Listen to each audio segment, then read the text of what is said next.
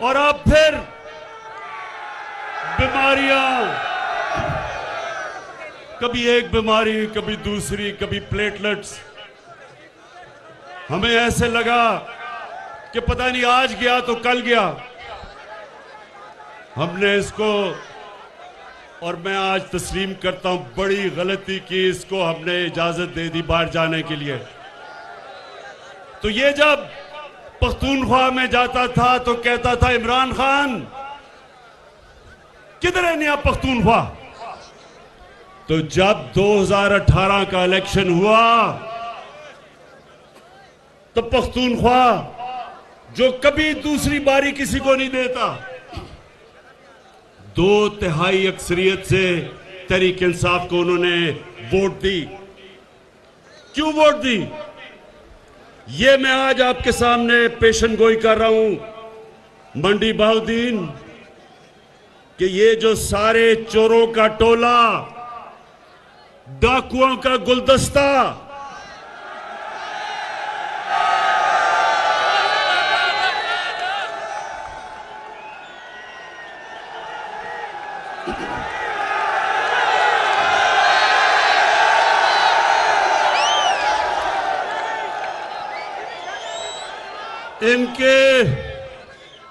इन डाकुओं के गुलदस्ते में एक, मैं उसको मुलाना नहीं कहूंगा।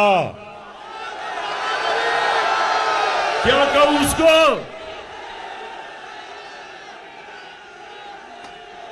ये क्यों? ये डीजल क्यों सबको इकट्ठा करके हर 3 महीने के बाद कहता है गवर्नमेंट को गिरा दो? इसकी सबसे बड़ी वजह कि 30 सालों के बाद 30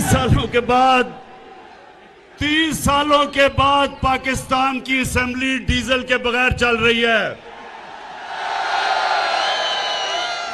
सोलर पे चल रही है। तो डीजल को एक तो ये मुश्किल पड़ी हुई है कि वो 12वां खिलाड़ी बना हुआ है। दूसरा, वो जानता है कि पख्तूनख्वा में क्या हुआ था। जब तहरीक इंसाफ ने 5 साल पूरे किए तब पख्तूनख्वा के अंदर बामुकाबला सारे सूबों के सबसे तेजी से गुर्बत पख्तूनख्वा में तहरीक इंसाफ के दौर में कम हुई थी। तो ये डरा हुआ है, और ये मैं नहीं कह रहा, ये यूएनडीपी, उन्होंने किताब में सर्वे करके बताया है कि 2013 से 2018 में पख्तूनख्वा में सबसे तेजी से गुर्बत कम हुई थी। अमीर गरीब में फासला सबसे कम हुआ था। तो इसलिए मंडी बहाउद्दीन, ये सब डरे हुए हैं।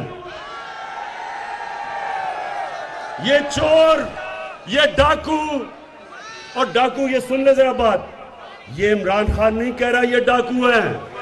20 साल से एक दूसरे को ये डाकू कह रहे हैं।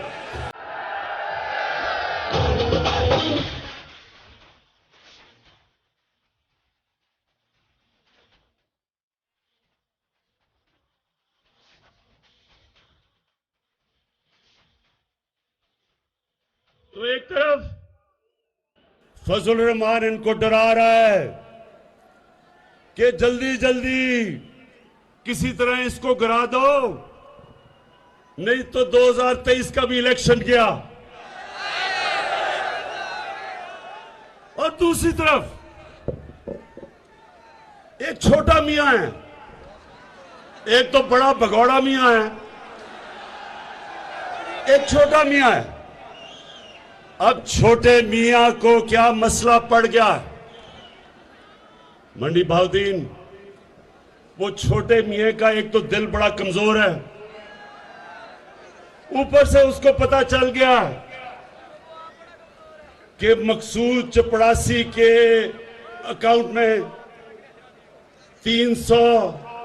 75 करोड़ रुपया कैसे आ गया? मंडी बहुद्दीन, नौजवानों, आप जानते हैं मकसूद चपरासी कौन है? चले मैं जरा आज आपको इंकशाफ करता हूं कि 15,000 रुपए महीने की तनख्वाह में मकसूद चपरासी छोटे मियां की sugar mill, Ramzan sugar mill में एक मुलाजिम था। उसके बैंक अकाउंट में एफआईए ने पता चला, एफआईए को, कि तकरीबन 4 अरब रुपया, 375 करोड़ रुपया उसके बैंक अकाउंट में आ गया। जैसे ही एफआईए को पता चला तो मंडी बहुद्दीन के नौजवानों, पता क्या हुआ? पहले तो छोटे मियां ने अपने बेटे को लंदन भिजवाया। वो जल्दी जल्दी फरार हुआ रात को। वो इनका स्पेशलिस्ट था, पैसे इकट्ठे करने वाला, सलमान शहबाज, वो आज लंदन भाग गया। फिर मकसूद चपरासी को जल्दी से बाहर भिजवाया। जब नून लीग का दौर था तो अपने दामाद को छोटे मियां ने बाहर भिजवा दिया। हमारे दौर में नहीं, अपने नून लीग के दौर में बाहर भिजवाया। जब पता चला कि उसको सरकारी गवर्नमेंट के ऑफिस से किराया मिल रहा था, गवर्नमेंट के अदारे से, जबकि बिल्डिंग ही नहीं बनी थी, उसको बाहर भिजवाया। उससे पहले भगौड़े मियां का 2 बेटे नून लीग के दौर में बाहर भिजवा दिए। और आए सागदार को, मुंशी को कौन भूलेगा? उसको ये खाकान अब्बासी जब प्राइम मिनिस्टर था, अवाम के टैक्स के खर्चे पे अपने जहाज में इसने उसको बाहर भिजवाया। अब नौजवानों, मुझे ये बताओ कि अगर आपने चोरी नहीं की तो आपको डर किस चीज का है? पाकिस्तान की, हाँ, इमरान खान से डर है।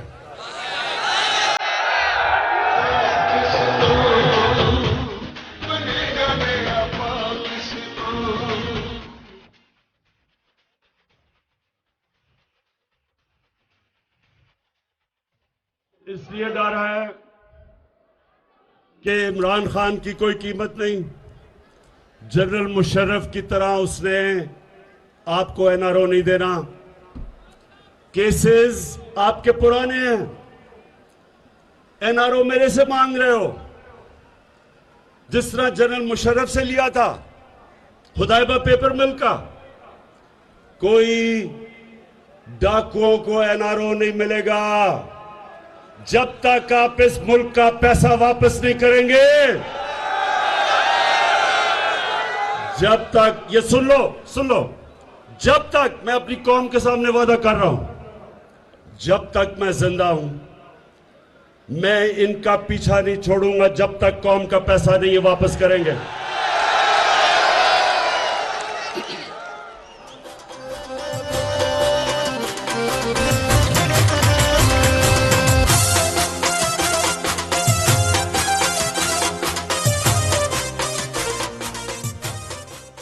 तो मंडी बहुद्दीन, सबसे पहले तो मैं इनसे पूछता हूं कि आज पाकिस्तान की अदालतें आजाद हैं। ये नहीं कि शहबाज शरीफ टेलीफोन करता है कि जस्टिस कयूम 3 साल नहीं 5 साल की सजा दो, ये अब नहीं होता। सुप्रीम कोर्ट के ऊपर डंडे से चीफ जस्टिस के ऊपर अब हमला नहीं कोई करता। हम अदालतों की इज्जत करते हैं। उसको पहले जस्टिस सजाद अली को डंडों से अदालतों से भगाया क्योंकि वो करप्शन का केस सुन रहा था, और फिर ब्रीफ केस चले, कोयटा के बेंच को खरीदा गया, और अब मरियम साहिबा कहती है मेरे पास टेपें हैं। जितना दूजियां जमाता फिर बड़ा पिटना जितना वही इमरान खान जितना दूजियां जमाता फिर बड़ा पिटना जित जावे साडी तहरीक अज मेरा जी करदा है इमरान खान दे जलसे च अज मेरा नचने। कभी नौजवानों, कभी आपने सुना कि सियासतदान टेपें रखते हैं और टेपों से ब्लैकमेल करते हैं जजों को? पहले वो अरशद मलिक जज था, उसके ऊपर जी हम टेप हमारे पास है। फिर पुराने चीफ जस्टिस के ऊपर एक टेप बनाई गई, एक फेक टेप बनाई गई अपने केस से बचने के लिए। ये पॉलिटिशियन नहीं करते, ये माफिया करता है। और इस माफिया का मेरी कौम ने मुकाबला करना है। आपने मेरे साथ मिलना है, मेरे पे छोड़े। मैंने इनका आपको बता दिया, जब तक जिंदा हूं इन चोरों का मैं मुकाबला करूंगा। अच्छा जी, अब ये जल्दी क्या है? अदमे एतमाद वोट के लिए डीजल का तो हमें पता चल गया, जल्दी क्या है? शहबाज शरीफ को मकसूद चपड़ासी की मुश्किल पड़ गई है। उसे पता है कि जब भी ये केस सुना गया तो इससे तो वह बच सकता नहीं है। अगर हर जगह जी मैं बेकसूर हूं, अगर धेले की भी करप्शन साबित हो जाए तो मैं ये कर दूंगा, नाम बदल दूंगा। शहबाज शरीफ, अगर तुम बेकसूर हो, क्यों टाइम लेते हो अदालतों से? कहो डे टू डे हियरिंग करो, हर रोज मेरा केस सुनो। जब मेरे ऊपर आपने सुप्रीम कोर्ट में केस किया था, क्या मैं बाहर भाग गया था? मैंने वहां खड़े होकर सुप्रीम कोर्ट में साबित किया कि मैं सादिक और अमीन हूं। एक एक जो दस्तावेजात सुप्रीम कोर्ट ने मेरे से मांगे मैंने दिए। मैं तो कहीं नहीं भागा, मैंने तो डेटे नहीं ली, मैंने तो बल्कि सुप्रीम कोर्ट को जल्दी केस सुनो। तो शहबाज शरीफ क्यों भाग रहे हो? आजाद अदालतें हैं। वो बेटे क्यों बाहर भगवाया हुआ है? वो भगौड़े मियां के दो बेटे क्यों बाहर भागे हुए हैं? और मरियम बीबी, आप भी ये सिर्फ बता दें कि 80 करोड़ रुपया आपका चौधरी शुगर मिल में आपके पास जिस आदमी से, वो दुबई के आदमी से कहा भेजा, उसने कहा मैंने कोई पैसा नहीं भेजा। इसका मतलब कि वो भी डरी हुई हैं केस से, वो भी डरा रही हैं जजेस को। तो अदम एतमाद ये इसलिए चाहते हैं कि जल्दी जल्दी ये हुकूमत जाए और हम फिर से किसी तरह बचे जिस तरह मुशर्रफ के दौर में बचे थे। तो शरीफ खानदान, मेरा आज पैगाम है आपको, आप जो भी करेंगे हम हर चीज के लिए तैयार हैं। जो भी आपका प्लान है, कप्तान उस प्लान के लिए तैयार बैठा है।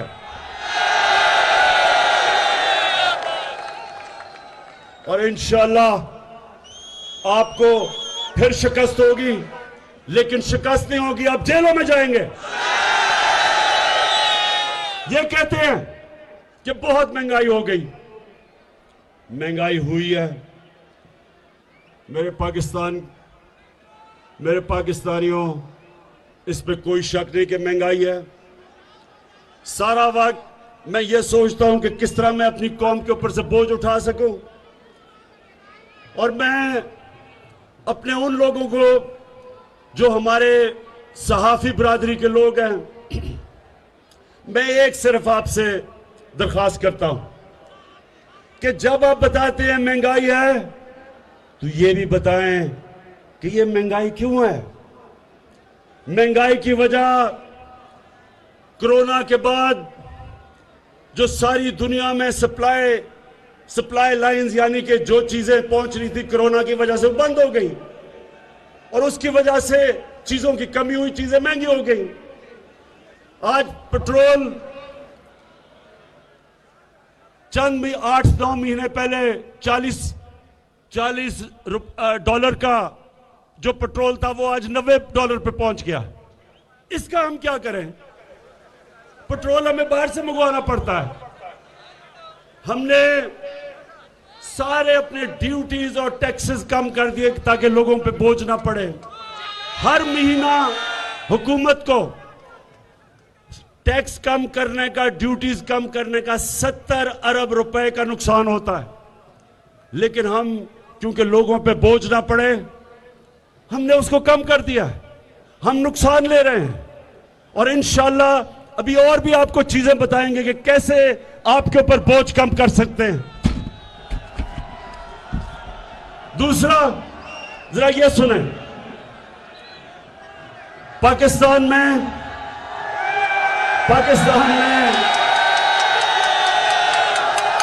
पीपल्स पार्टी के दौर में इससे ज्यादा महंगाई थी। नून लीग के पहले साल में इससे ज्यादा महंगाई थी, लेकिन अमेरिका में 40 साल के बाद सबसे ज्यादा महंगाई आज अमेरिका में। बर्तानिया में 30 साल के बाद सबसे ज्यादा महंगाई है। जर्मनी में 26 साल के बाद आज सबसे ज्यादा महंगाई है। तुर्की में 20 साल के बाद सबसे ज्यादा महंगाई है। और ये अगर आप अपने मोबाइल फोन के ऊपर गूगल करें आपको पता चल जाएगा कि मैं सच बोल रहा हूं। हमारी बदकिस्मती है कि दुनिया में सारी चीजें जो हम बाहर से मंगवाते हैं, तेल, पेट्रोल, गैस, कोयला, घी, ये सब दुगने से ज्यादा महंगे हो गए हैं। तो इसलिए मुझे एहसास है कि महंगाई है, लेकिन मैं आपसे आज वादा कर रहा हूं कि हमारी पूरी कोशिश है कि किसी ना किसी तरह आपके ऊपर बोझ कम करें और आप देखेंगे हम कदम उठाते जाएंगे तो आपके ऊपर बोझ ना आए। लेकिन मुझे फख्र है कि आज पाकिस्तान में हमारा मुल्क सही रास्ते पर निकल चुका है। रिकॉर्ड एक्सपोर्ट्स है हमारी। इसका मतलब कभी इतना ज्यादा पैसा पाकिस्तान में नहीं आ रहा था जो आज है। हमारी टैक्स कलेक्शन रिकॉर्ड है, कभी इतनी ज्यादा आमदनी नहीं थी जो आज है। जो हमारे बैरून मुल्क पाकिस्तानी हैं, कभी इतना ज्यादा पैसा पाकिस्तान में नहीं भेजा जो आज उन्होंने भेजा है। और मंडी बहाउद्दीन तो ऐसी जगह है, यहां से बहुत ज्यादा लोग बाहर काम करने गए हुए हैं। मैं हमेशा ये समझता हूं कि बैरून मुल्क पाकिस्तानी हमारा सबसे बड़ा असासा है और उनको हमने अब वोट देने का हक दे दिया है। अब पहली दफा बैरून मुल्क पाकिस्तानी वोट देंगे पाकिस्तान में। और उसके बाद कभी भी ज़राअत के अंदर इतना ज्यादा पैसा नहीं आया जो आज आ रहा है। कभी किसान को वो कीमतें नहीं मिली जो अब मिल रही हैं। शुगर, जब शुगर मिल के बाहर किसान खड़े होते थे, जिस रेट पे वो गन्ना बेचते थे वो कटौती करते थे, एक साल पैसा नहीं मिलता था। हमारी हुकूमत ने कानून पास करके आज जो भी किसान गन्ना बेचता है उसको कीमत मिलती है और पैसा मिलता है और साल इंतजार नहीं करना पड़ता। ये वो हुकूमत है जो अपने किसानों के साथ खड़ी है और मुसलसल मदद कर रहे हैं हम अपने किसानों की कि ज्यादा से ज्यादा कीमत हमारे किसानों को मिले। जब किसान खुशहाल होता है मुल्क खुशहाल हो जाता है। उसके अलावा मंडी बहाउद्दीन के लोगों, पहली दफा आपकी पाकिस्तान में एक आजाद फॉरेन पॉलिसी बनी है। इसका क्या मतलब है कि किसी अब दूसरे मुल्क से पाकिस्तान डिक्टेशन नहीं लेता। पिछले दौरों में पाकिस्तान में ड्रोन अटैक होते थे। जो हमारा मुल्क, हमारा एलाई था, वही हमारे मुल्क पे बमबारी करता था और हमारे हुक्मरान चुप करके तमाशा देखते थे। क्यों? क्यों देखते थे? नौजवानों, ये क्यों नहीं बोलते थे जब हमारे मुल्क पे बमबारी होती थी? क्योंकि इनकी दौलत, इनके पैसे, इनकी बिजनेस पाकिस्तान से बाहर पड़ी थी। ये उनके गुलाम थे और गुलाम हैं।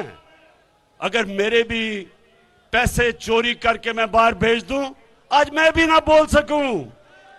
अब मैं आज भी एक सुपर पावर को यह ना कहूं कि मैं तुम्हें बेच नहीं दूंगा, या ड्रोन अटैक हमारे दौर में क्यों नहीं होते?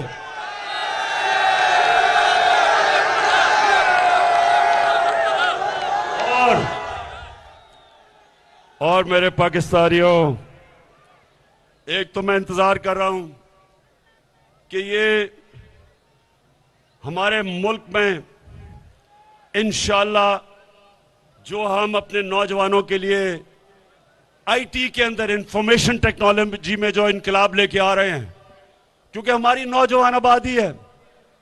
पहली दफा पाकिस्तान में 70% इंफॉर्मेशन टेक्नोलॉजी, आईटी के एक्सपोर्ट्स बढ़ी हैं और इसके ऊपर हम पूरा जोर लगा रहे हैं। नौजवानों, इंशाअल्लाह जो रोजगार इससे मिलेगा, फिर हम 2 प्रोग्राम लेके आ रहे हैं आपके लिए कामयाब पाकिस्तान में। सूद के बगैर कर्जे अपने नौजवानों के लिए लेके आ रहे हैं ताकि खुद अपने लिए नौकरियां ढूंढ सके। और सबसे बड़ी बात, मंडी बहाउद्दीन के लोगों, ये कभी पाकिस्तान की तारीख में नहीं हुआ कि पहली दफा पाकिस्तान में हर खानदान को 10 लाख रुपए की हेल्थ इंश्योरेंस लेके आ रहे हैं। एक गरीब घर में जब एक बीमारी आती है, पैसा होता नहीं लोगों खानदान के पास, कर्जे ले लेते हैं इलाज करवाने के लिए। लोग गुर्बत की लकीर के नीचे चले जाते हैं जब कोई बुरी बीमारी एक गरीब घराने में होती है। लेकिन आपके लिए अब 10 लाख रुपए का हेल्थ कार्ड है। किसी भी अस्पताल में जाके, गवर्नमेंट हॉस्पिटल नहीं, अच्छे से अस्पताल में जाके अपना इलाज करवा सकते हैं 10 लाख रुपए तक। ये पहले क्यों नहीं हुआ? नौजवानों, ये पहले क्यों नहीं हुआ? क्योंकि जब ये 2 बड़े खानदानों को खांसी भी होती थी, ये लंदन चले जाते थे, चेकअप के लिए लंदन चले जाते थे। इनको क्या पता कि यहां लोगों की किन किस्म की मुश्किलों का ही अवाम सामना करता था। तो इंशाअल्लाह ये शुरुआत है। हमने पाकिस्तान को एक फलाई रियासत बनाना है, जिसके लिए यह मुल्क बना था, इस्लामी फलाई रियासत। और उसके सफर में सबसे बड़ा कदम जो हमने उठाया है वो है हेल्थ इंश्योरेंस, सेहत कार्ड का। तो इसका आहिस्ता आहिस्ता आपको पता चलेगा कि अमीर तरीन मुल्कों में भी हर खानदान के पास हेल्थ इंश्योरेंस नहीं, जो इंशाअल्लाह ये मार्च तक सारे पंजाब के अंदर आ जाएगी। इसके लिए भी उस्मान बुज़दार, मैं आपको खराज तहसीन पेश करता हूं। 400 अरब रुपया, कभी किसी ने सोचा भी नहीं कि 400 अरब रुपया आपने मुख्तस किया है अपनी सारी अवाम को हेल्थ इंश्योरेंस देने का, हर खानदान को। इसका तो आपको अल्लाह भी सवाब देगा। और आखिर में अपने पाकिस्तानियों को मैं अपनी आखिर में ये बात करना चाहता हूं, और ये बड़ा गौर से आपने मेरी बात सुननी है।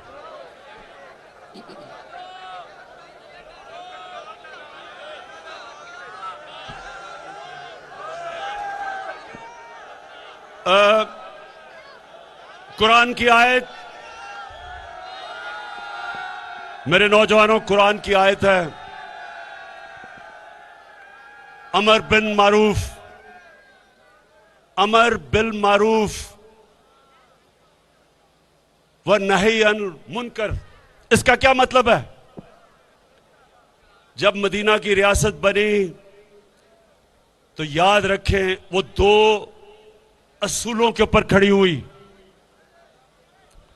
एक था इंसाफ कि नबी सल्लल्लाहु अलैहि वसल्लम ने कहा कि तुम्हारे से पहले बड़ी कौमें बर्बाद हुई, जिधर जब छोटा चोर चोरी करता था तो उसको जेल में डाल देते थे, लेकिन जब बड़ा डाकू चोरी करता था उसको आपका निजाम नहीं पकड़ सकता था, कौम तबाह हो जाती है।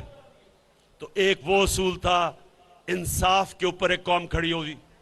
मदीना की रियासत, उसकी बुनियाद इंसाफ पर रखी गई। और दूसरा, अमर बिल मारूफ। अब ये सुन लें, अल्लाह का हुक्म है कुरान में, अल्लाह ने कहा मैंने तुम्हें सबसे अजीम कौम, मुसलमानों सबसे अजीम कौम दुनिया की इमामत के लिए बनाया। और फिर कहा कि तुम अच्छाई के साथ खड़े होते हो और बदी को खत्म करते हो। यानी कौम जब तक अच्छाई के साथ ना खड़ी हो और बुराई के खिलाफ जहाद ना करे, वो कौम अजीम कौम नहीं बन सकती। अब मैं आपके सामने रखता हूं कि ये देखें कि जिस मुल्क में एक लीडर, जो अपने आप को लीडर कहता है, अगर चोरी का पैसा छुपाने के लिए मकसूद चपरासी के पास 4.25 अरब रुपया रखता है और उसको बजाय कौम उसको जेलों में डाले, वो उसके ऊपर उसको लीडर समझती है, उसको तकरीरें करवाती है, वो कौम आगे नहीं बढ़ सकती। मौलाना रूमी ने भी ये कहा कि कौम तब तबाह होती है अच्छे बुरे की तमीज जब खत्म हो जाती है। वो जो भगौड़ा बाहर बैठा हुआ है, कई सहाफियों ने कहा जनाब उसको तकरीर करने का मौका दिया जाए।